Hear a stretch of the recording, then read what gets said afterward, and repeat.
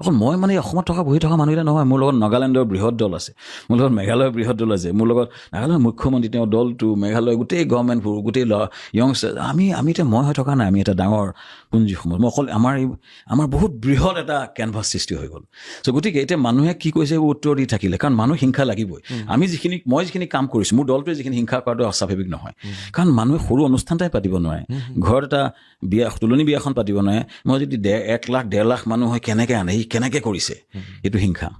দিল্লীত গৈ ইয়াতে আমি ঘৰৰ কাষতে কৰিব নোৱাৰোঁ, আমি দিল্লীত গৈ কৰিছে, বেংককত কৰিছে, গোটেই গভৰ্ণমেণ্টবোৰ ইনভলভ হৈ ৰেচপেক্টিভ অফ পলিটিকেল এফিলিয়েশ্যন গৈছে, ছাকচেছফুল, এটাও গণ্ডগোল নোহোৱাকৈ বাৰে পাতি কৰি আছে। মানুহটো হিংসা নকৰি কাক হিংসা কৰিব? এইটো কথা মোক মোৰ এটাকে ডাঙৰ অসমৰ এজন ইণ্টেলেকচুৱেল, এজন অসমৰ বৰেণ্য ইণ্টেলেকচুৱেলে কৈছে যে তোমাক যদি কোনোবাই হিংসা কৰা নাই তোমাৰ কামখিনি, এইটো আস্বাভাৱিক একদম নহয়।